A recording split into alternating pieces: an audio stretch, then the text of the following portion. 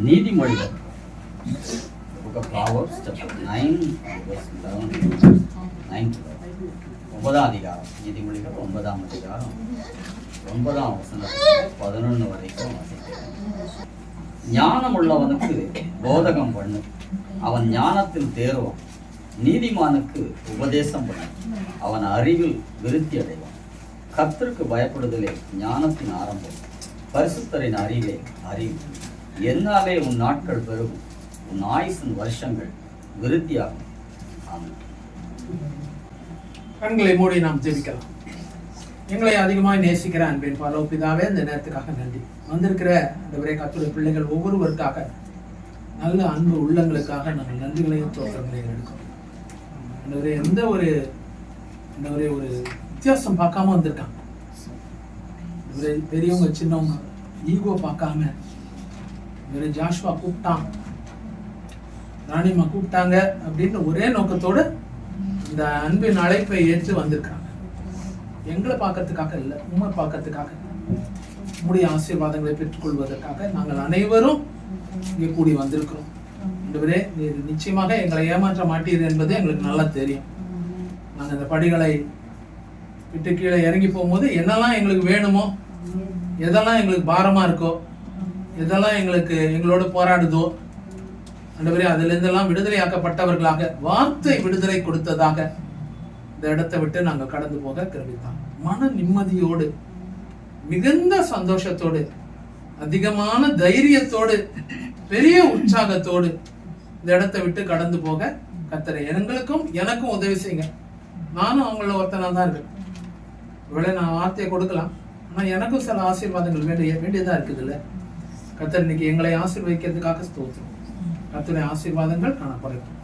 இயேசுவின் நாமத்தில் ஜெபிக்கிறோம், ஜீவனுள்ள நல்ல பிதாவே. ஆண்டவராக இயேசு கிறிஸ்துவின் நாமத்தில் வந்திருக்கிற எல்லா கர்த்தருடைய பிள்ளைகளுக்கும் என்னுடைய அன்பின் வாழ்த்துக்களை நான் நிறைவாய் தெரிவித்துக் கொள்கிறேன். கர்த்தர் நிச்சயமாகவே நம்மை ஆசீர்வதிப்பாராக. தேவனுடைய ஆசீர்வாதங்கள் நம்முடைய வாழ்க்கையில என்றைக்கும் உண்டாகும். இன்னைக்கு விருத்தி என்ற ஒரு தலைப்பின் கீழாக உங்களுக்கு முன்பாக ஒரு சில வசனங்களை நான் வைக்க விரும்புகிறேன். 4 விதமான விருத்திகள், 3 நபர்கள் சொல்லி ரொம்ப நேரம் எடுக்க மாட்டேன், சுருக்கமாக செய்தியை சொல்லி நான் முடிக்க விரும்புகிறேன். விருத்தினா எக்ஸ்பான்ஷன், எக்ஸ்டென்ஷன். எல்லாருமே சின்ன ஒரு ரேஞ்சில் வாழ்க்கையை ஆரம்பிக்கிறாங்க, அதுக்கு பிறகு அபிவிருத்தி ஆகுது, விருத்தி அடைகிறாங்க, அடுத்த ஸ்டேஜுக்கு போறாங்க. சொல்லுவாங்க, நான் சிங்கிளா இருந்தேன் போன வருஷம், இந்த வருஷம் கர்த்தர் என்ன டபுளா மாத்தினாரு, கணவன் மனைவியாக. அடுத்த வருஷத்துல 3 பேரா ஒரு குழந்தையும் கொடுத்து, அதுதான் விருத்தி. சொல்லுவாங்க, வியாபாரத்தை நான் ரொம்ப சின்ன ரேஞ்சில் ஆரம்பிச்சேன், ஒரு சின்ன கடையில, இல்லைன்னா ஒரு ரோடு கடையில ஆரம்பிச்சேன், தள்ளு வண்டியில ஆரம்பிச்சேன், இப்போ ஒரு கடை போட்டிருக்கோம், அப்புறம் அந்த கடை இன்னும் கொஞ்சம் நல்ல ஒரு பெரிய கடையா மாறிச்சு. இதுதான் விருத்தி. குடும்பத்துல விருத்தி. சிலர் தொழில் இல்லை, அவங்க வேலையில ஜாயின் பண்ணும் போது ரொம்ப சின்ன போஸ்ட்ல ஜாயின் பண்ணுவாங்க. அவங்க தான் ஜூனியரா இருப்பாங்க, கம்மி சம்பளமா இருக்கும். கொஞ்சம் வருஷம் கழிச்சு அவங்க எக்ஸ்பீரியன்ஸ் கெயின் பண்ணுவாங்க, அங்க இருக்கவங்க கண்ணில் எல்லாம் தயவு கிடைக்கும், கர்த்தர் உயர்த்துவார், ஒரு பெரிய ரேஞ்சுக்கு நல்ல ஒரு சம்பாத்தியத்துல ஒரு குடும்பத்தை நடத்துற அளவுக்கு இருக்கும். இதுதான் விருத்தி. யாரு விருத்தி அடைகிறா? இன்னைக்கு நானும் நீங்களும் விருத்தி அடைஞ்சிருக்கோம்னு சொன்னா ரொம்ப சந்தோஷம். விருத்தி அடையலைன்னா இந்த காரியங்களை செய்தா விருத்தி அடைவோம். விருத்தி எல்லாருடைய வாழ்க்கையில ரொம்ப அவசியமா இருக்கு. விருத்தி இல்லாத வாழ்க்கை ரொம்ப கஷ்டமான ஒரு வாழ்க்கையா இருக்கும். போன தடவை வரும்போது ஏசி இல்லை, இந்த தடவை வரும்போது ஏசி பண்ணியிருக்காரு. விருத்தி இல்லை, அதுதான் விருத்தி. போன தடவை வரும்போது ஏசி கிடையாது, ஃபேன்ல தான் உட்காந்துருந்தோம். இன்னைக்கு பாத்தீங்கன்னா கிருபையா அது கரெக்டா நாங்க வரதுக்கு முன்னாடி பண்ணி வச்சிருக்கோம். இது எனக்காக பண்ணது கிடையாது, அது கர்த்தர் கிருபை. பாருங்களேன், அவங்களுடைய வாஞ்சைகளை கர்த்தர் நிறைவேற்றுகிறார். அதுக்கு அவர் தான் முயற்சி எடுத்தார், அம்மா தான் முயற்சி எடுத்தாங்க. அதுக்கு கர்த்தர் கனப்படுத்துறார். நம்முடைய முயற்சிகளை கனப்படுத்தி நம்மை விருத்தி அடைய செய்கிற தேவனா இருக்கிறார். 4 விதமான விருத்திகளை நம்ம பார்க்க போறோம். பார்த்துட்டு நம்ம முடிச்சிடலாம். 3 நபர்களை பார்க்க போறோம். முதலாவது விருத்தி 9வது அதிகாரம் 9வது வசனம், நீதிமொழிகள். எல்லாமே நீதிமொழிகள்ல இருந்து எடுக்கிறேன், படிங்க. ஞானம் உள்ளவனுக்கு போதகம் பண்ணு, அவன் ஞானத்தில் தேறுவான். நீதிமானுக்கு உபதேசம் பண்ணு, அவன் அறிவு விருத்தி அடையும். முதலாவது காரியம் என்னன்னா, உபதேசம் நமக்கு வாழ்க்கையில அறிவில ஒரு விருத்தியை கொண்டு வரும். விருத்தி வந்து வெறும் பணம் நம்ம நினைச்சிடக்கூடாது. வெறும் பணம் தான். போன மாசம் வாங்கும் போது எனக்கு 10,000, இப்போ பார்த்தீங்க 15,000 ரூபாய் அந்த விருத்தி வந்துடுச்சு. நிறைய நேரத்துல அந்த விருத்தியை தான் நம்ம நினைக்கிறோம் இல்லையா? அது அப்படி கிடையாது. இங்க பாத்தீங்கன்னா உபதேசம்னா டீச்சிங்ஸ். கர்த்தருடைய உபதேசம் நமக்கு என்ன பண்றதுன்னா, ஞானவானாக இருக்கும் போது அந்த உபதேசத்தை பெற்றுக்கொள்ளும் போது கர்த்தர் நம்முடைய வாழ்க்கையில அறிவில விருத்தியை கொடுக்கிறார். அறிவு சொல்லும் போது விஸ்டம், நாலேஜ், அதுல ஒரு விருத்தி அவசியமா இருக்கு. நிறைய பேர் நம்மளே சொல்றோம்ல, அறிவில்லாம செஞ்சுட்டாங்க, அறிவில்லாம பேசிட்டாங்க, அறிவில்லாம நடந்துட்டாங்க. நம்மளே சில நேரத்தில் நான் கூட சொல்றது உண்டு, அறிவில்லாம செஞ்சுட்டேன் பாருங்க, ஏன் அதை பேசினேன், ஏன் அதை செஞ்சேன், அப்புறம் வருந்துவோம். அதுக்கு காரணம் என்னன்னு சொன்னா அறிவு. அந்த அறிவு இருந்திருந்துன்னு சொன்னா நம்ம அந்த தப்பான காரியங்களை செய்திருக்க மாட்டோம், பேசியிருக்க மாட்டோம். அந்த தப்பான காரியங்கள் நம்ம வாழ்க்கையில நடந்திருக்கு. ஆனா இந்த இடத்துல சொல்லப்பட்டிருக்குது, அவன் அறிவிலே விருத்தி அடைவான். அதுல சொல்லப்பட்டிருக்குது என்ன சொன்னா, அறிவிலே ஒரு விருத்தி ரொம்ப அவசியமா இருக்கு நம்முடைய வாழ்க்கையில. குடும்பத்தை நடத்துவதற்கு ஒரு அறிவு அவசியமா இருக்கு. ஊழியத்தை நடத்துவதற்கு ஒரு அறிவு அவசியமா இருக்கு. வேலைகளை செய்வதற்கு ஒரு அறிவு அவசியமா இருக்கு. எதா இருந்தாலுமே ஒரு அறிவு வந்து வாழ்க்கையில ரொம்ப இன்றியமையாததா, மிகவும் அத்தியாவசியமானதா, அவசியமானதா அது காணப்படுகிறது. ஒரு அவசியம். நம்ம எல்லாருக்கும் அறிவு ரொம்ப அவசியம். வெறும் அறிவு மாத்திரம் அல்ல, அந்த அறிவு மூலமாக ஒரு விருத்தி அவசியமா இருக்குது. போன வருஷம் இருந்த அறிவு இன்னைக்கே இருக்குதுன்னு சொன்னோம்னா அது ஒண்ணும் பிரயோஜனம் இல்லை. இந்த வருஷம் நமக்கு அறிவு நிறைய விருத்தி ஆயிருக்கணும், இல்லைன்னா டெவலப் ஆயிருக்கணும் நம்ம. அதுதான் தேவன் சொல்ற காரியம். முதலாவது காரியம் இன்னைக்கு கர்த்தர் உங்களுக்கு என்ன செய்வார்னு சொன்னா, ஆமா, அறிவில நீங்க விருத்தி அடைவீங்க. அதுதான் முதல் காரியம். எந்த காரியத்தை நீங்க செய்யறதுக்கும் உங்களுக்கு அறிவு அவசியமா இருக்கு. நாலேஜ், ஒரு விஸ்டம், அது ரொம்ப அவசியமா இருக்கு. அதனால கர்த்தர் இன்னைக்கு உங்களுக்கு என்ன செய்வாருன்னா அறிவை தருவாரு. எப்போ அது விருத்தி ஆகும்னு சொன்னா உபதேசத்தினால. இதுதான் உபதேசம், வேத வசனம். எவ்வளவுக்கு எவ்வளோ இதை படிக்கிறோமோ, பைபிள் இருக்குது வச்சிருந்தீங்கன்னா சந்தோஷம். இல்லைன்னு சொன்னா ஒரு பைபிள் ஒன்று வாங்கிக்கிங்க. பைபிள்ல இருக்கிற வசனங்களை படிக்கும் போது இதுதான் நமக்கு உபதேசமா இருக்கு, டீச்சிங்ஸா இருக்கு. இந்த உபதேசத்தை நானும் நீங்களும் படிக்கும் போது நம்ம அறிவில விருத்தி அடையும். ரெண்டாவது ஒரு விதமான விருத்தி, 4 விருத்தியை சொன்னேன். இதுல முதல்ல அறிவில விருத்தி. எந்த காரியத்தை செவ்வையா செய்யறதுக்கு அறிவு ரொம்ப அவசியமா இருக்கு, அதுல ஒரு விருத்தி. ரெண்டாவது 11வது வசனத்துல ஒரு விருத்தி சொல்லப்படுகிறது, படிக்கலாமே. என்னாலே உன் நாட்கள் பெருகும், உன் ஆயுசின் வருஷங்கள் விருத்தியாகும். ஆயுசின் வருஷங்கள்ல விருத்தி, இல்லைன்னா ஆயுசுல விருத்தி. நிறைய பேர் சொன்னது, அருமையான சகோதரி அவங்களும் சொன்னாங்க, மேரியமாவும் சொல்லிச்சது அதுதான். எனக்கு எப்போ வேணாலும் எது வேணாலும் நடந்திருக்கலாம். அப்படிப்பட்ட ஒரு சூழ்நிலை, சரீரத்தை தாக்குகிற சில சூழ்நிலைகள், சரீரத்தை தாக்குகிற சில வியாதிகள், சரியா சாப்பிடாதனால, சரியா தூங்காததுனால, பல காரியங்கள் இருக்குல்ல. எல்லாமே பேய் மேல போட்ட முடியாது. இன்னைக்கு நிறைய பேர் அதுக்கு ஒரு காரியம் செஞ்சாங்க, எதுனால பேய் தான், பிசாஸ் பண்ணிட்டாங்க பிரதர் அப்படின்னு. பிசாஸ் கிடையாது. நிறைய நேரத்துல நமக்கு நாமே தான் காரணமா இருக்கும்.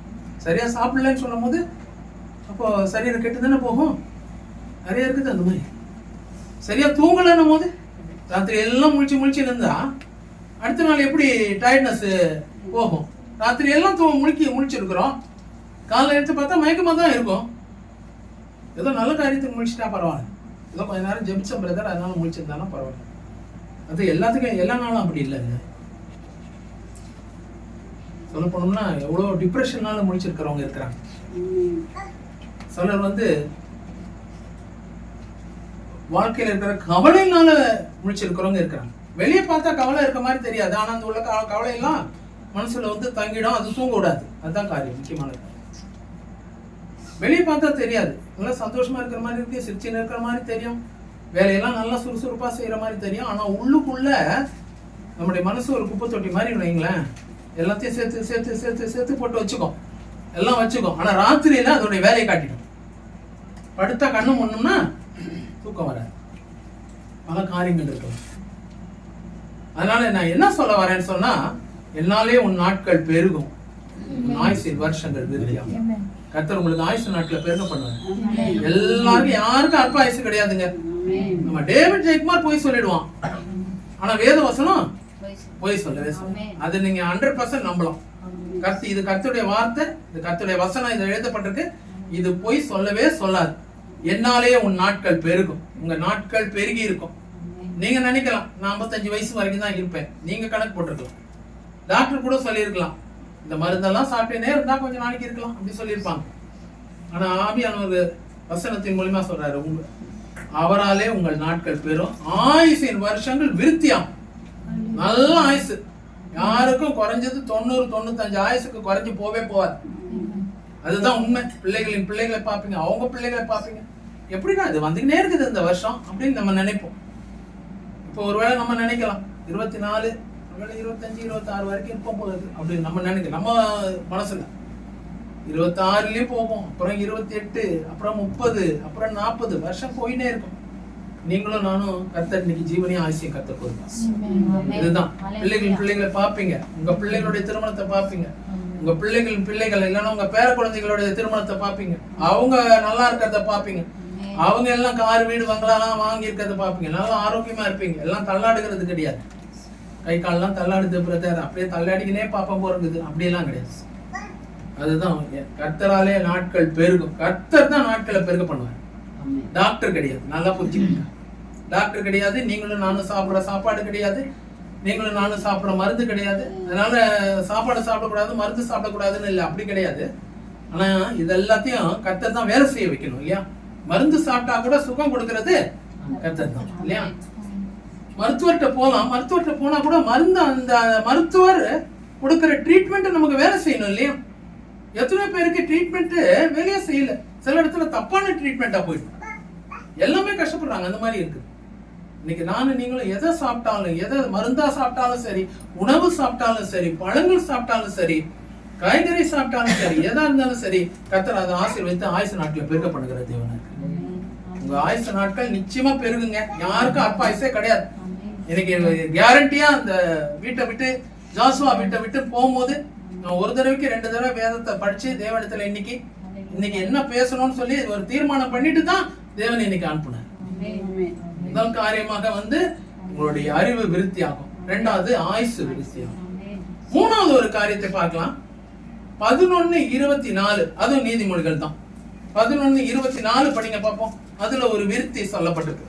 வாரி இறைத்தும் விருத்தி அடைவாரும் உண்டு, அதிகமாய் பிசினித்தனம் பண்ணியும் வறுமை அடைவாரும். 3வது வாரி இறைத்து அடைவார் உண்டு. இது பொருளாதார விருத்தியை சொல்லுது. இது முதல்ல அறிவுல விருத்தி, 2வது ஆயுசு நாட்டுல விருத்தி. இங்க சொல்லப்பட்டிருக்கிறது என்னன்னு சொன்னா பொருளாதாரத்துல இல்லைன்னா செழிப்பு, இது பண விருத்தி, தொழில விருத்தி. அடுத்த ஸ்டேஜ் வாரி இறைத்தும் விருத்தி அடைவாரும் உண்டு. இங்க விருத்தி அடைகிறதுக்கு அங்க நீதிமொழிகள் ஆசிரியர் ஒரு நல்ல ஒரு வழி சொல்லி கொடுக்கிறார். வாரி இறைத்தான் ஏழைகளுக்கு கொடுத்தான் அப்படின்னு சொல்றாங்க. இங்க பாத்தீங்கன்னா வாரி இறைத்து விருத்தி அடைவாரும் உண்டு, பிசினித்தனம் பண்ணியும் வறுமை அடைவாரும் உண்டு. சிலர் யாருக்குமே எதுவுமே கொடுக்க மாட்டாங்க. சிலர் நினைப்பாங்க ரொம்ப சேர்த்து பிசினித்தனம் இல்லாம எடுத்து வச்சிட்டோம்னா நம்ம விருத்தி ஆயிடலாம். இல்லைங்க, இங்க அவர் சொல்ற காரியம் வாரி இறைத்தும் விருத்தி அடைவாரும். இறைக்கிற கணர் தான் சோரக்கும். அதுதான் உண்மை. நமக்கு எவ்வளவுக்கு எவ்வளவு தேவனுக்கு கொடுக்கறது தேவனுக்கு, மத்தவங்களுக்கு கொடுக்கறதுன்னு இருக்குது இல்லையா. ஏழைகளுக்கு கொடுக்கறது இருக்குது. அதே நேரத்துல எல்லாமே அப்படி தேவனுக்கும் ஏழைகளுக்கும் மட்டும் நிறுத்திட முடியாது. பக்கத்துல ஒருத்தன் கஷ்டப்படுறான், அவனுக்கு என்ன செய்யறது? பக்கத்துல நான் இப்போ விஜயராணியம்மா சொன்னாங்க ஒரு வார்த்தை, இங்க இருக்கிறவங்க எல்லாம் ஹெல்ப் பண்ணாங்க சார். பாத்தீங்களா, பொருளாதாரத்துல உதவி செஞ்சிருக்கலாம், சரீரத்துல உதவி செஞ்சிருக்கலாம், இல்ல நல்ல ஒரு வார்த்தை கூட சொல்லிருக்கலாம். இல்ல நீ நல்லா இருப்ப, தைரியமா இருக்கு அப்படின்னு ஒரு வார்த்தை சொன்னா கூட அது கூட போதும். அதுதான் உண்மையான காரியம். பிரியமா வாரி இறைக்கிற ஒரு அனுபவம். எப்போதுமே தேவன் எனக்கு சொல்ற காரியம் என்னன்னு சொன்னா, வாங்குறதே வச்சு நோக்கமா வச்சுன்னு இருக்காரு.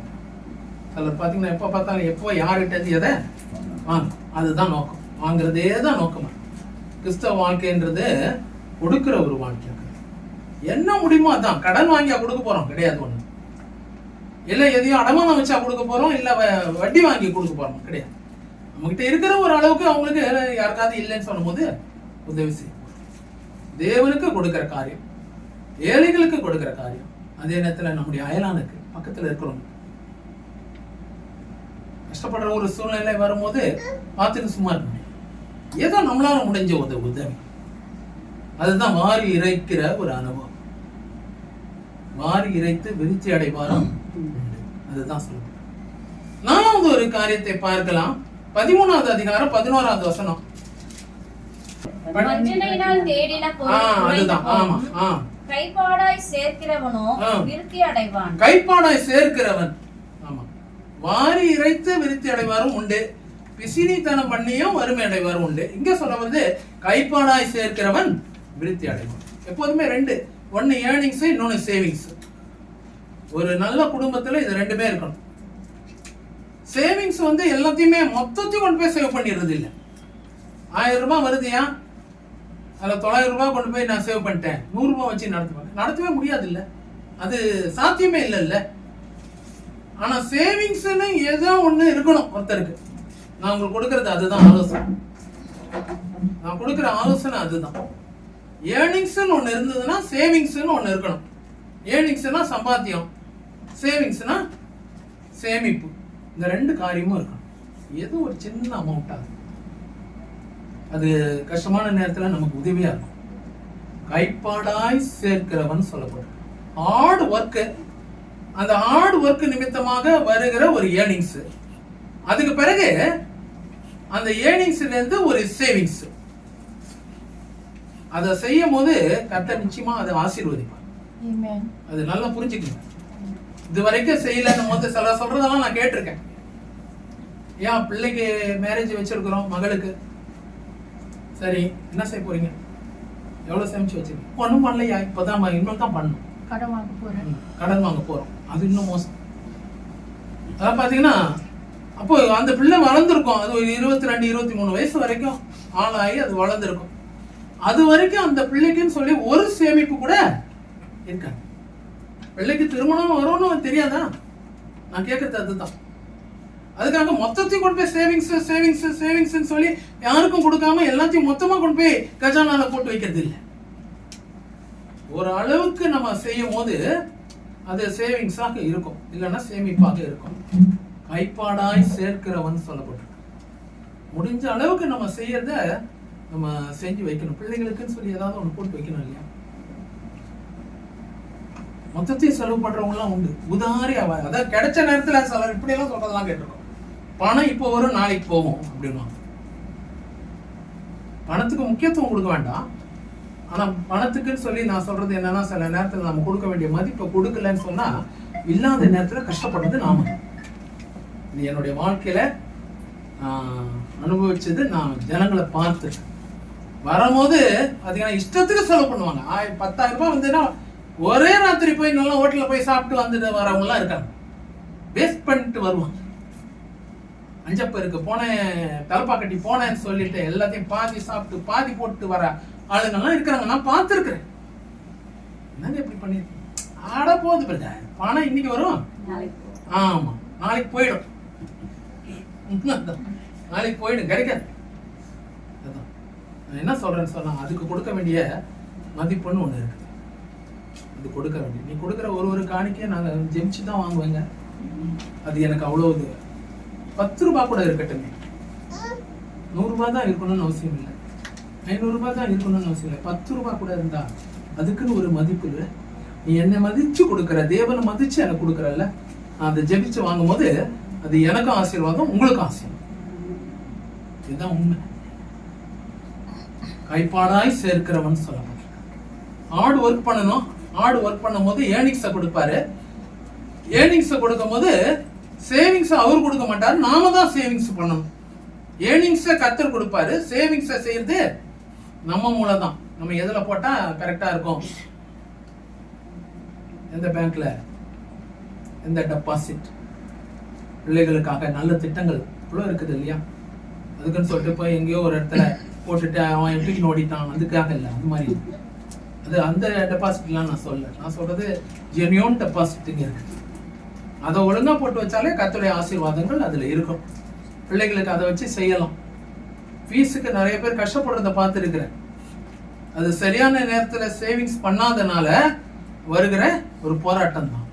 கர்த்தர் கொடுத்திருப்பாரு, கொஞ்சம் யோசித்து பாத்தீங்கன்னா தெரியும். கர்த்தர் ஒரு நேரத்துல கொடுத்திருப்பாரு, அதை புத்தியா சேமித்து வைக்கல, எடுத்து வைக்கலன்னும் போது இந்த பிரச்சனைகள் பின்னாடி வரதான் செய்யும். அதை அந்த நேரத்துல கொஞ்சம் புத்திசாலித்தனமா செஞ்சிருந்தோம்னா நிலத்து தீர்மானத்தை வைப்போம். கைப்பாடா சேர்க்கிறோம் இல்லையா, காலையில இருந்து ராத்திரி வரைக்கும் உழைக்கிறோம் இல்லையா. ஆனா சேமிப்பு எவ்வளவு தூரம் சில நேரத்துல அது அவசியமா இருக்குது பெரியமானவர்களே. உலக காரியங்களே உலக மக்களே அதை செய்யும் போது நானும் நீங்களும் கர்த்தருடைய பிள்ளைகளா இருக்கும் போது எந்த அளவுக்கு செய்யணும். சரி, நான் ஒரு 3 நபர்களை மட்டும் பார்த்துட்டு நிறுத்திடலாம். யாரெல்லாம் விருத்தி அடைந்தாங்க? 26வது அதிகாரம் 12வது வசனம். ஈசாக்கு படிக்கலாமே. 26:12 ஆதியாகமம் 26:12.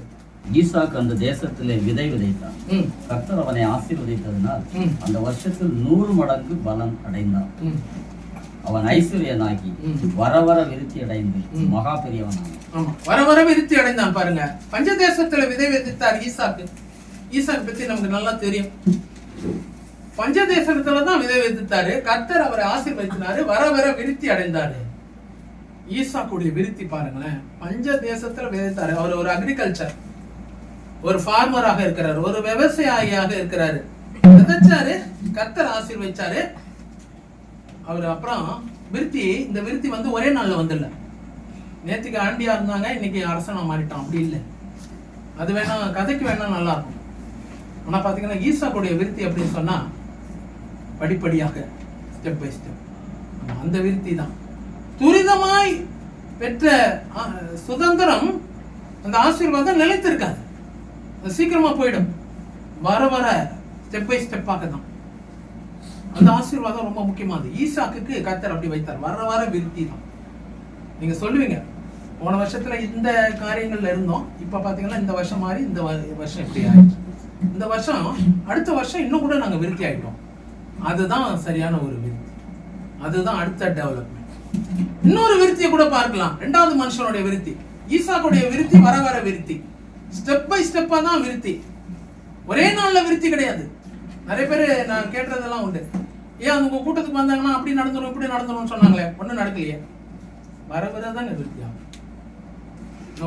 ஓவர் நைட் பண்றதுக்கு இங்க என்ன இது வச்சிருக்கோம், அப்படி கிடையாது இல்லையா. ஓவர் நைட் செய்ய முடியாது. வர வர விருத்தி அங்க நம்ம ஊழியத்தில் இருக்கிற பிள்ளைகள்லாம் பாருங்க, எல்லாம் ஸ்டெப் பை ஸ்டெப்பா இருந்து முதல்ல சின்ன லெவலுக்கு ஆரம்பிச்சிருப்பாங்க. இன்னைக்கு பாத்தீங்கன்னா நல்ல ஒரு லெவலுக்கு இருப்பாங்க. அது ஏன் சொன்னா விருத்தி தான். நம்ம ஊழியத்தில் எத்தனை பேர் இருக்கிறாங்க, ஷீபா, ரூபி, ஏன் நம்ம மேரி கூட எடுத்துங்க, இங்க வந்திருக்காங்க மேரி. அதெல்லாம் பாத்தீங்கன்னா ஸ்டெப் பை ஸ்டெப் தான் விருத்தி. ஜாஷுவா கிட்டத்தட்ட 1 நேரம் நம்ம மீட்டிங்ல வரோம், தேவனோட இருக்கிறான். பாத்தீங்கன்னா கர்த்தர் இப்போ அவருக்கு ஒரு ஏசி கொண்டு கொடுத்துருக்காரு. வந்த மீட்டிங் வந்து அடுத்த நாளே கொடுத்துட்டாங்க ஏசி. போன தடவை வந்தோன்னா அடுத்த நாளே, போன தடவை வந்தோம்னு சொல்லிட்டு அருமையான எல்லா சகோதரிங்க சொன்னீங்க, அடுத்த நாளே வந்து எடுத்துட்டு வந்து மாட்டிட்டாங்க. அடுத்த தடவை வரும்போது கர்த்தர் வேற ஒரு விருத்தியை கொடுத்துருப்பாரு, என்னன்றது நமக்கு தெரியும். நான் ஒரு ஏசி வந்து ஒரு உதாரணத்துக்கு சொன்னேன், மற்ற எல்லாத்துலயுமே இருக்கும். 2வது ஒரு விருத்தி, 2வது ஒரு மனுஷனுடைய வாழ்க்கையில பார்க்கலாம் ஒரு விருத்தி. அதே ஆதியாகமம் 30வது அதிகாரம் 43வது வசனம். 30:43 படிக்கலாமே. ஆதியாகமம் 30:43. இவ்விதமாய் அந்த புருஷன் மிகவும் விருத்தி அடைந்து திரளான ஆடுகளும் வேலைக்காரிகளும் வேலைக்காரரும் ஒட்டகங்களும் கழுதைகளும் உடையவனான. போதும். இதுல வந்து யாக்கோபுடைய விருத்தி இங்க பத்தி சொல்லப்பட்டிருக்கு. கோலும் கையுமாய் போனேன். அவர்கிட்ட இருந்தது என்னது? கோலும் கையுமாய் இந்த ஆற்றை கடந்து போனேன். ஆனா இப்பொழுது கர்த்தர் என்ன செய்திருக்காரு? 2 பரிவாரங்களுடையவனாக மாற்றி இருக்கிறார் அப்படின்னு தான் அவரே சொல்றாரு. இப்போ இந்த இடத்துல வேதவசனம் சொல்றது யாக்கோபுடைய விருத்தி அவன் மிகவும் அதிகமாய் விருத்தி அடைந்தான். ஈசாக்குடைய விருத்தி வர வர விருத்தி, யாக்கோபுடைய விருத்தி அதிகமான விருத்தி. அடுத்த ஸ்டேஜ் பாத்தீங்கன்னா அவரு ஏசாவுக்கு பயந்துக்குன்னு அப்படியாக தன்னுடைய தகப்பனாக ஈசாக்கையும் ரெபேக்காளையும் விட்டுட்டு போகும்போது கோலும் கையும் தான், ஒண்ணுமே கிடையாது. எத்தனை ஆடுகள் இருந்தது, எத்தனை மாடுகள் இருந்தது, எத்தனை மனைவி இருந்தாங்க? ஒண்ணுமே இல்லை, பயந்து போய் போன ஓடினார். ஆனா கர்த்தர் ஒரு ஸ்டேஜ் வரும்போது இந்த புருஷன் அவர் எப்படி ஆனானா மிகவும் அதிகமாக விருத்தியார். ஆடுகள் மாடுகள் பார்த்தீங்கன்னா அதுதான். Wait for your time. நான் உங்களுக்கு சொல்றது அதுதான். உங்களுக்குன்னு ஒரு டைம் இருக்கும். ஷார்ட்கட் தேட வேண்டாம், அவசரப்பட வேண்டாம். அதுதான் சொல்றேன். உங்களுக்குன்னு ஒரு நேரம் உண்டுங்க. ஆமா, பாகாலுக்குன்னு ஒரு நேரம் இருந்ததுன்னா எலியாவுக்குன்னு ஒரு நேரம் இருக்கும். பாகால் 450 பேரு, அவங்களுக்குன்னு ஒரு நேரம் இருந்தது. அவங்க காலையில இருந்து சாயந்தரம் வரைக்கும் அவங்க சத்தம் போட்டாங்க, ஒண்ணுமே வரல. அவங்க எதிர்பார்த்த மாதிரி அங்க பாகால்ட்ட இருந்து ஒண்ணும் வரல. ஆனா சாயந்தர நேரம் வரும்போது அது வரைக்கும் அவர் யாரு காத்து நின்றது? எலியா காத்து நின்றார். சாயந்தர நேரம் வரும்போது பலிபீடத்தை செப்பனிட்டாரு. அவர் அக்கினியே பரலோகத்திலிருந்து கொண்டு வந்தார். அதான் நான் உங்களுக்கு ஒண்ணு சொல்றேன். என்னன்னு சொன்னா, ஒருவேளை முதல் டேனை எலியா எடுத்திருந்தாருன்னா என்ன ஆயிருக்கும்? பாகால் தீர்க்கதரிசி கொடுக்க முதல் டேனை கொடுத்தாரு. நீங்க முதல்ல செய்யறத செய்யுங்க, அக்கினியினால் உத்தரவு கொடுக்கிற தேவன் சொல்லி நீங்க முதல் டேர்ன் எடுங்க அப்படின்னு சொல்லி அங்க விட்டு கொடுத்துட்டாரு. ஆபிரகாம் விட்டு கொடுத்தாரு லோத்துக்கு, எலியா விட்டு கொடுத்தாரு பாகாலுக்கு. இவர் முதல்ல எடுத்திருந்தாருன்னா இங்க பாகாலுக்கு வேலையே செய்யறதுக்கே அங்க வழி இல்லாம போயிருக்கும். இவர் முதலே பலிபீடத்தை செட் பண்ணிட்டு முதல் நேரத்திலே கூப்பிடும் போது வந்திருக்கும், அக்கினி இறங்கி இருக்கும். அதோட முடிஞ்சு போயிருக்கும்ல ஸ்டோரி. அதோட இது கர்த்தரே தேவன்ன்றதுக்கு வழி வந்துட்டாரு. அதுதான் முக்கியமானது. நான் உங்களுக்கு என்ன சொல்றேன்னு சொன்னா, வெயிட் ஃபார் யுவர் டர்ன். ஒருவேளை ரெண்டாவது இருக்கலாம். முதல்ல உங்களுடைய மற்ற காரியங்கள்லாம் உங்களுடைய எதிராளியோ இல்ல வேற ஆளோ அவங்க எல்லாத்தையும் எடுத்து செய்யற மாதிரி இருக்கும். ஆனா அங்க ஒண்ணும் வராது, ஒண்ணும் நடக்காதங்க. நீங்க காத்திருக்கும் போது பாத்தீங்கன்னா கர்த்தர் கிரியை செய்வார். கர்த்தரே தேவன். இது யார் அக்கினி இறக்குறதுன்றது பெருசு இல்ல, கர்த்தரே தேவன்ன்றதை நிரூபிக்கணும். அதுதான் அங்க முக்கியமானது. அங்க எலியா கடைசியில நிரூபிச்சார் இல்லையா?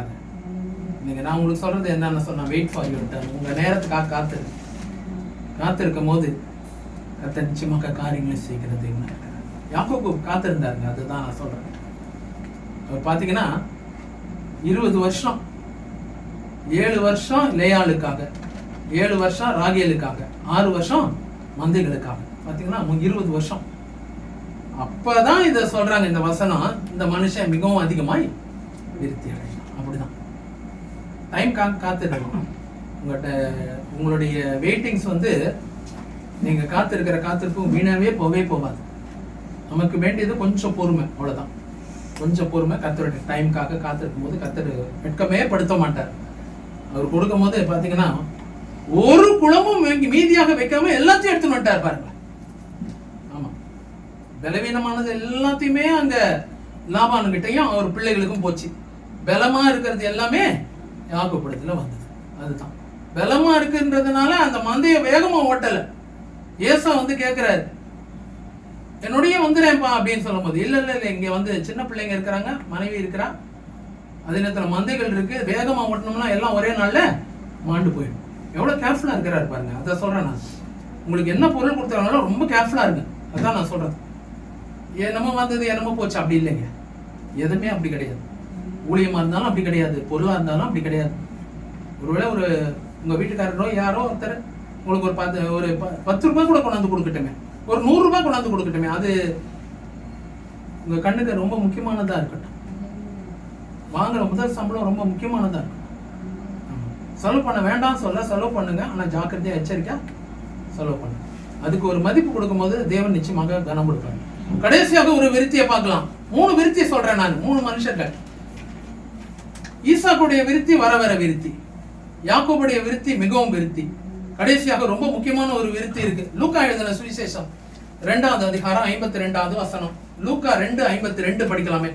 2:52 லூக். இயேசுவானவர் ஞானத்திலும் வளர்த்தியிலும் தேவ கிருபையிலும் மனுஷர் தயவிலும் அதிகமாய் விருத்தி அடைந்தார். இங்க பாத்தீங்கன்னா அதிகமான ஒரு விருத்தி, அதிகமான ஒரு விருத்தின்னு சொல்லப்பட்டது. இங்க பாத்தீங்கன்னா 4 காரியங்கள். இயேசுவானவருடைய விருத்தி பாருங்களேன். இங்க சின்ன வயசா தான் இருக்கிறார், 12 வயசுல சொல்லப்பட்டிருக்கிற காரியம். இயேசுவானவர் ஞானத்துல வெளுத்தி, அதான் நான் முதலே சொன்னேன், அறிவுல விருத்தின்னு சொல்லிட்டேன்.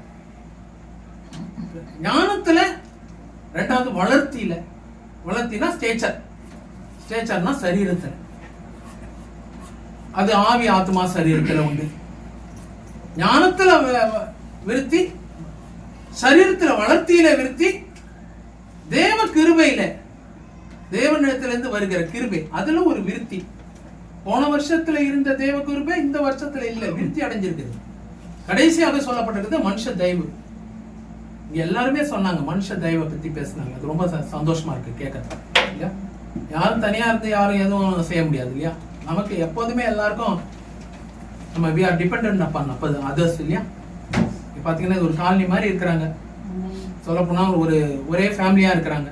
இவங்க அது உதவி செஞ்சாங்க, இவங்க இது உதவி செஞ்சாங்க, ஐயா இதுக்கு உதவி செஞ்சாங்க அப்படின்னு தான் சொன்னாங்கல்ல. அதுதான் மனுஷ தயவு. அதுதான் மனுஷ தயவு. இயேசுவானவருக்கே மனுஷ தயவு வேணும்னா அப்ப உங்களுக்கு எனக்கு வேண்டாமா? நிறைய பேர் சில இதெல்லாம் சொல்றதை கேட்டிருக்காங்க. யார் தயவு வேணாங்க, நான் தனியா பார்த்துப்பேங்க அப்படி சொல்றதெல்லாம் கேட்டிருக்கோம்ல. வீம்பு பேச்சு அதெல்லாம் இல்லையா? யாரும் எனக்கு வேணாங்க, நானே பார்த்துப்பேன் அப்படின்னு சொல்றவங்க. அந்த குடும்பத்துல இருந்து நமக்கு என்ன வேணும்? தயவு வேணும். அதுதான் ஃபேவர் ஆஃப் மென் இல்லையா? இயேசுவானவருடைய வாழ்க்கையில பாத்தீங்கன்னா எல்லா இடத்துலயும் அவருக்கு தயவு, மனுஷ தயவு அவசியமா இருந்தது இல்லையா? எல்லா பக்கத்துலயும் அவர் ஆலயத்துக்கு அவர் பெற்றெடுக்கிறதுக்கு ஒரு தாய் மரியாள் அவசியமா இருந்தது இந்த உலகத்துல, ரைட்டுங்களா? அதுக்கு பிறகு அவர் தேவாலயத்துக்கு போகும்போது ஒரு சிமியோனன் ஒரு மனுஷன் அவசியமா இருந்தது, கைகளில் ஏந்தி கொண்டு இருக்கிறது. அவருக்கு ஞானஸ்நானம் கொடுக்கறதுக்கு ஒரு யோவான் ஸ்நானகன் அவசியமா இருந்தது. அவரோட சேர்ந்து ஊழியம் செய்யறதுக்கு எத்தனையோ சீஷர்கள் கூட இருந்து செய்யறதுக்கு அவசியமா இருந்தது. அவருடைய கல்லறையில வைக்கும் போது கூட ஒரு அரிமத்தியா ஊரானாகி யோசேப்புன்னு சொல்லி ஒரு மனுஷன் இருந்தார். அவர் ரொம்ப அவசியமா இருந்தது. கல்லறையில வைக்கிறது கூட, இயேசுவானவரை கல்லறை வைக்கிறது கூட ஒரு மனுஷன் அவசியமா இருந்தது. சிலுவையிலிருந்து இறக்கிறதுக்கு ஒரு நிக்கோதேமு வேண்டியது அவசியமா இருக்கு. மனுஷ தெய்வம் எல்லா இடத்துலயும் இருக்கு பாருங்க. அது இதை வச்சுதான் அதை சொல்லப்பட்டிருக்கு. எல்லா இடத்துலயும் கல்லறைக்கு வச்ச பிறகு கூட அங்க போய் பார்க்கறதுக்கு அங்க மகதலேனா மரியாளும் இன்னொரு மரியாளும் அவசியமா இருக்கு.